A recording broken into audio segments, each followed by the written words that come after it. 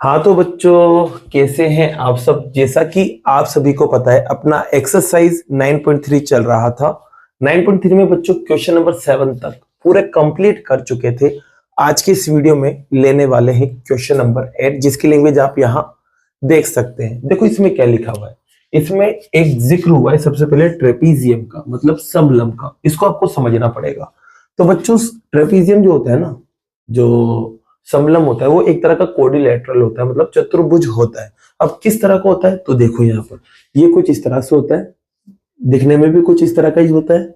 इसकी एक प्रॉपर्टी होती है। प्रॉपर्टी क्या होती है कि आमने सामने वाली जो साइड्स है, मतलब जो भुजाएं हैं, वो पैरेलल होंगी, मतलब समांतर होंगी। बच्चों ध्यान रखना। और बाकी की जो दो बची हुई है वो पैरेलल नहीं होती, मतलब समांतर नहीं होती। ये आपको ध्यान रखना है। तो बच्चों, ये आपके एक ट्रेपीजियम है, इसमें ये दोनों लाइन पैरेलल है, ठीक है।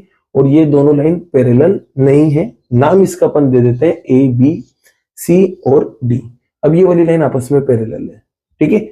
इसके अलावा बच्चों, आपको क्या कहा है इसमें? इसमें कहा है कि जो नॉन पैरेलल है, मतलब असमांतर जो लाइन है ना, अब वो कौन है? ये दोनों। ये आपस में कैसी है? इक्वल है, मतलब बराबर है। मतलब एडी जो है ना, वो बराबर होगा बीसी के। तो यहाँ पर अपन पहले बात लिख लेते हैं कि एबीसीडी एक ट्रेपीजियम है, ये अपन ने मान लिया। इसके अंदर ए बी और सी डी तो पैरेलल है, मतलब समांतर। और ये दोनों जो लाइन है वो आपस में क्या है? बराबर है। तो इस कहानी को लिखते हैं बच्चों। यहाँ पर लिखते हैं let A B C D be a trapezium. Hindi में लिखेंगे माना एबीसीडी एक समलंब चतुर्भुज है। एंड इसके अंदर एक चीज और पता है बच्चों अपन को कि ए बी जो है ना, वो पैरेलल है सी डी के, मतलब समांतर है। और इसके अलावा एडी जो है वो बराबर है किसके? बीसी के। ये आपको दिया हुआ है। अब आपको लाना है बच्चों कि ये साइक्लिक कोऑर्डिनेटर है, मतलब आपको प्रूफ क्या करना है वो भी लिख लेते हैं। टू प्रूव मतलब सिद्ध करना है। क्या करना है बच्चों? सिद्ध करना है। आप देख सकते हैं मैंने यहाँ लिख रखा है ये, तो यहाँ पर सेम लाइन आप यहाँ लिख देना, ये प्रूफ करना है, मतलब साइक्लिक कोऑर्डिनेटर लाना है। अब आपको पता है बच्चों इसको साइक्लिक कैसे बनाए।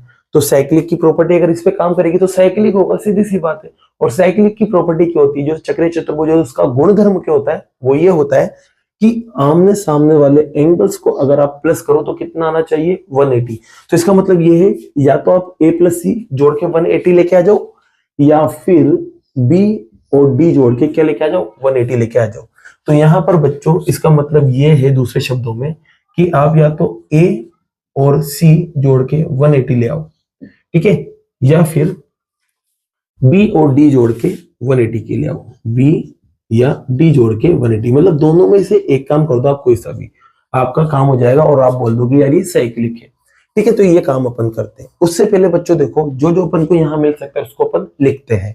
आपको पता है बच्चों, जब दो लाइन पैरेलल होती है, मतलब समांतर होती है, तो यहाँ पर एक लाइन उन्हें कट कर दे तो अंदर की तरफ ये जो एंगल बनते हैं इन्हें बोलते हैं को इंटीरियर, मतलब आसन्न कोण। और इनको प्लस करने पर आता है 180।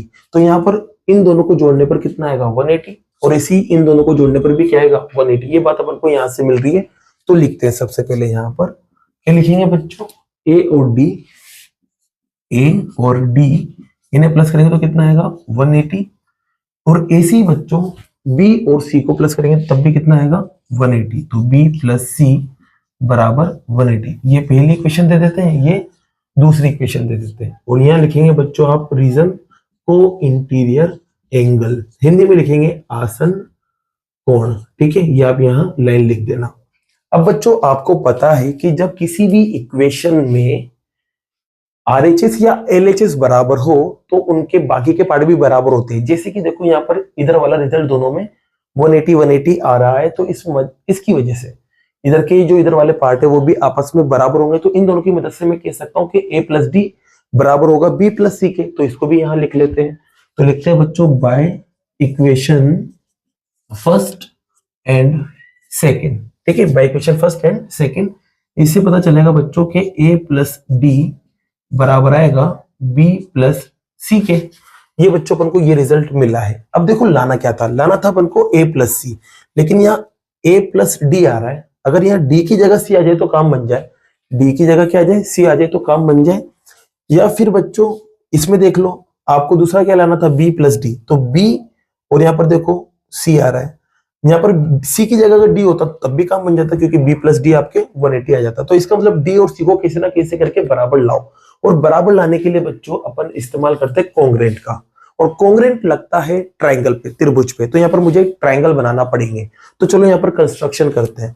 तो जैसे कि डी है ना, डी, इससे मैं इस पर 90 डिग्री बना लेता हूँ सामने वाली लाइन पे। ये लो 90 डिग्री एक मैंने बना लिया, और जहां भी कट कर रहा है उसको नाम दे देता हूँ ई। ऐसे बच्चों सी से भी सामने वाली लाइन पे एक 90 डिग्री बना लेता हूँ। ये लो 90 डिग्री बना लिया, और जहां कट करेगा उसको नाम देंगे एफ। तो दो ट्राइंगल आपके पास बन गए। लेकिन सबसे पहले ये कंस्ट्रक्शन को अपन यहाँ लिखते हैं, जो अपन ने इसमें करेक्शन किया। तो कंस्ट्रक्शन डाल के बच्चों, मतलब रचना डाल के आप लिखोगे, क्या लिखोगे, ड्रॉ। एक तो आपने बनाया डीई। अब ये डीई क्या है, परपेंडिकुलर, मतलब लंब है किस पर, ए बी पर। हिंदी में क्या लिखोगे, डी लंबवत ए बी खींचा।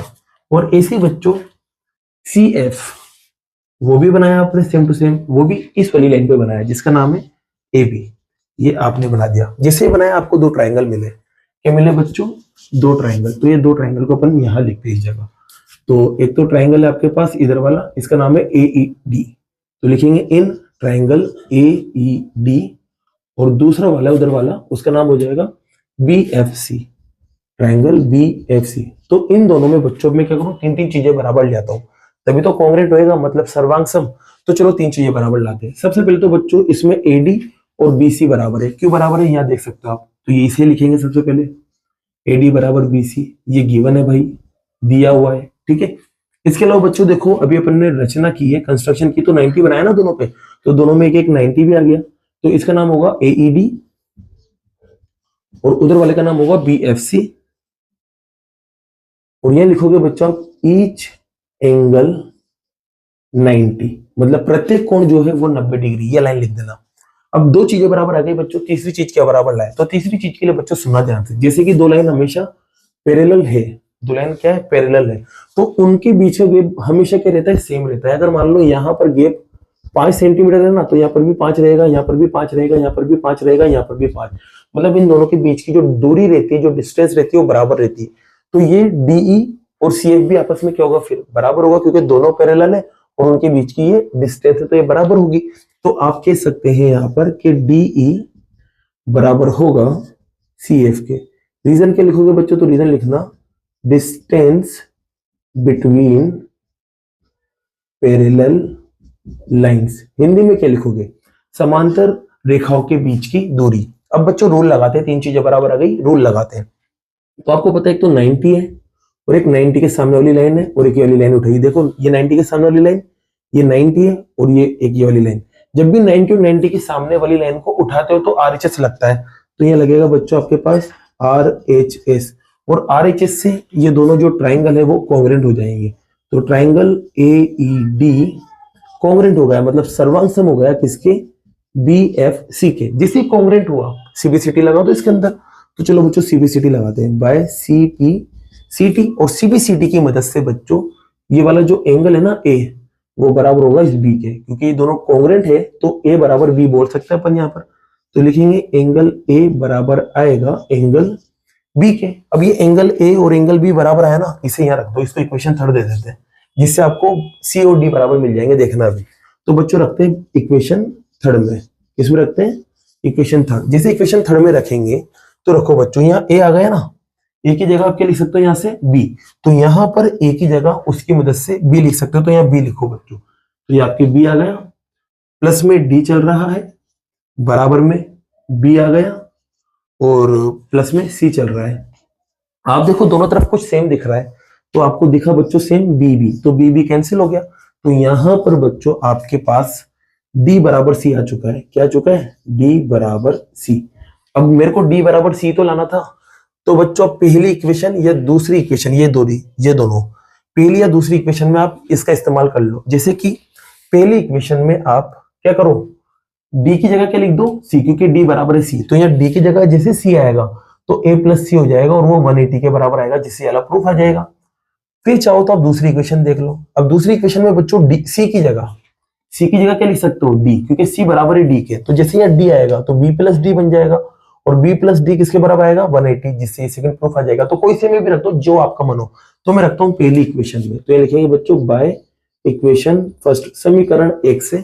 समीकरण 1 देखो ये रही, यहाँ पर क्या होगा बच्चों, ये जो डी है ना, इस डी की जगह में क्या लिख दूंगा, यहाँ पर सी लिख दूंगा। तो लिखो यहाँ पर a प्लस सी, डी की जगह सी आ गया, देखो ये डी की जगह सी बराबर 180। जिससे आपने ये वैल्यू रखी ना, आपको ये वाला प्रूफ मिल गया। देखो दोनों में से कोई सा एक लेना था और आपके ये आ चुका है, तो दोनों को प्लस करने पर 180 आ गया ना। तो आप बस इतनी सी लाइन लिखना नीचे, hence ABCD is a cyclic quadrilateral. Hindi में क्या लिखोगे, अतः ABCD एक चक्रीय चतुर्भुज है, और इसके बाद लिख देना हेंस प्रूव।